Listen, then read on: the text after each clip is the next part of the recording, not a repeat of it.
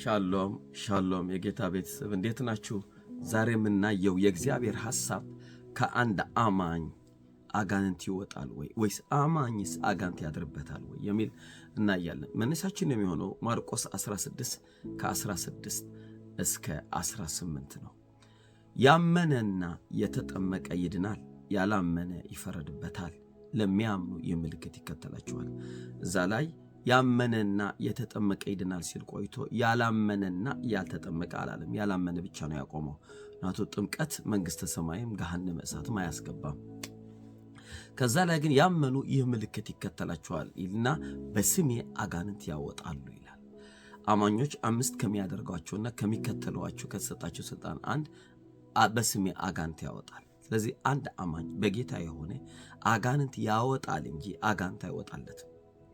እንዴት ነው ነገሩ? 5 ነገሮች በእንግሊዝኛ የተቀመጡ ወደ አማርኛ ተንካየናቸው ይጠቅሙናል ብዬ ስለማስብ ነው።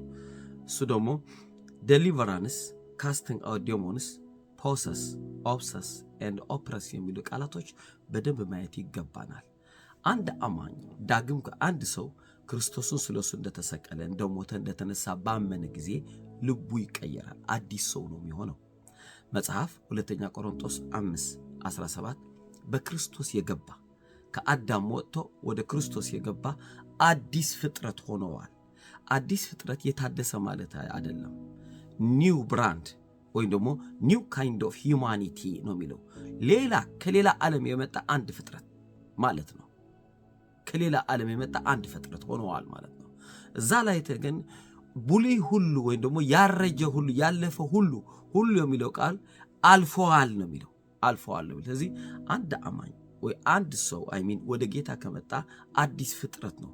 ከዚህ በፊት ያልነበረ መርገምና ኃጢአት፣ ሰይጣንና አጋንንት የማያውቅ ፍጥረት ሆነዋል ማለት ነው።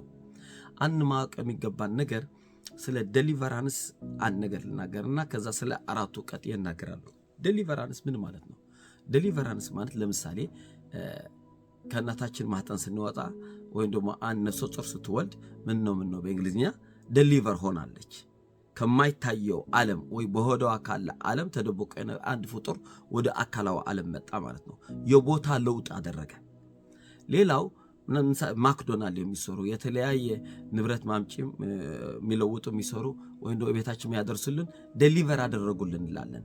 ከአንድ ስፍራ ወደ አንድ ስፍራ መጡት ማለት ነው።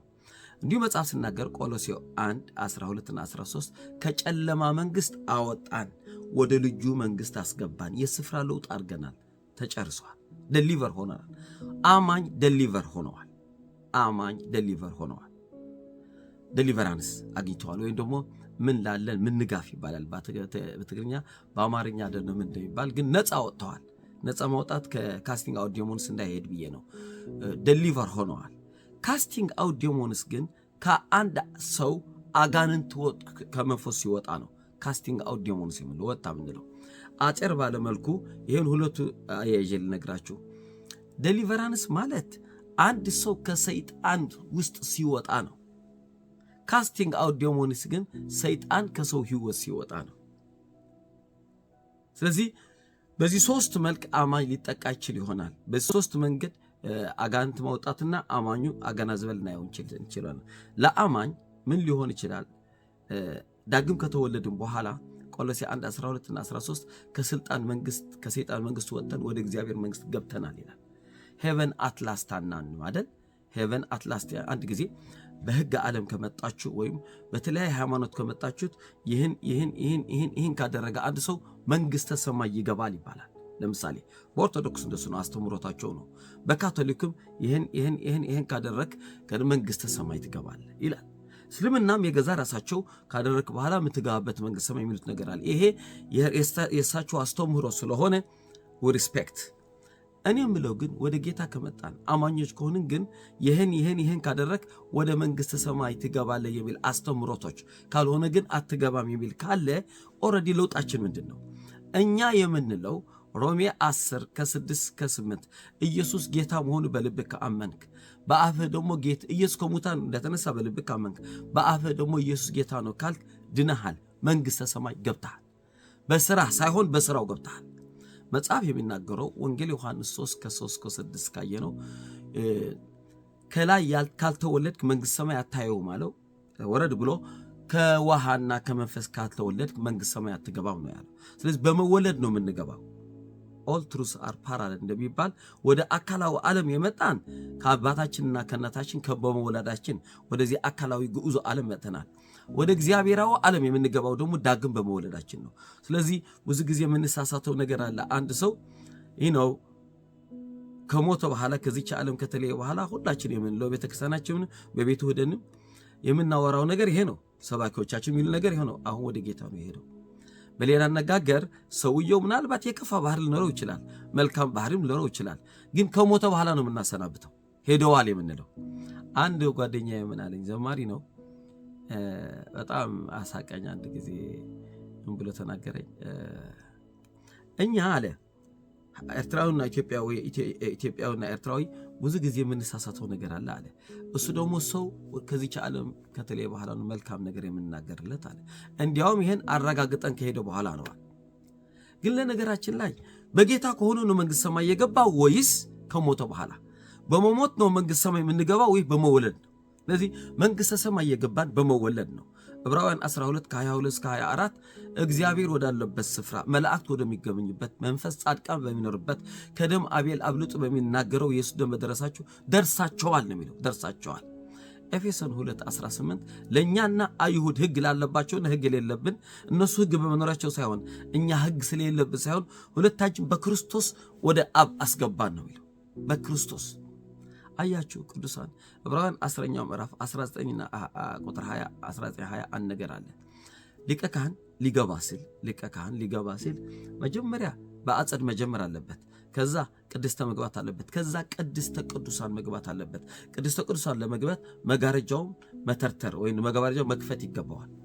አያችሁ፣ አጸድ ህዝቡ የሚሰበሰብበት ነው። ቅድስተ ካህናት የሚሰበሰብበት ነው። ቅድስተ ቅዱሳን ግን የእግዚአብሔር ክብር አለበት፣ የሰማይ ተምሳል ነው የሚሉት። እዛ ሊገባ ቤተ መቅደሱ መክፈት አለበት። እኛ ግን አለ ዕብራውያን 10 19ና 20 የኢየሱስ ክርስቶስ ሥጋ በተበጣጠሰ በተከፈለ ጊዜ ነው የገባን ሰማይ ይላል። ክርስቶስ በከፈለው መስዋዕት ነው ሰማይ የገባን ይላል።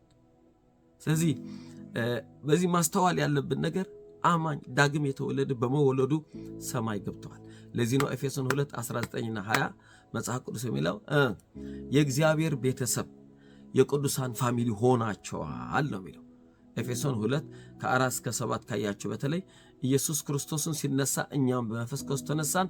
ኢየሱስ ሲሄድ ሄደናል፣ ሲቀመጥ ተቀምጠናል፣ በአብ ቀኝ ሲቀመጥ እኛም ተቀምጠናል። ቆሎስይስ 3:13 በተለይ ቆሎስይስ 3:3ና 4 ሲመለስ ከሱ ጋር እንመለሳለን ይላል። አሁን የፈለኩት ነገር ግን አንድ አማኝ እዚህ ላይ የፈለኩት ነገር በደም በአንድ ደቂቃ ውስጥ እናገረዋለሁ። በበሽታ ምናልባት በተለያየ ስጋው ላይ ጥቃት ሊደርስበት ይችላል። አማኝ በሰይጣን አሰራር ኦፕረስ ሊሆን ይችላል። ኦፕረስ ወይ ደግሞ ኦፕሬት ሊደረግ ይችላል በሰይጣን ነገር። እንደገና ደግሞ ኦብሰስ ሊሆን ይችላል በሰይጣን ነገር። ነፍሱ በጥርጥር በፍርሃት ምናልባት ደግሞ በስጋት በተለያየ ጭንቀት ራሱን ከተመታ ሰይጣን ከመታው ኦብሰስ ሆነዋል ነው። ፖሰስ ግን አይሆንም።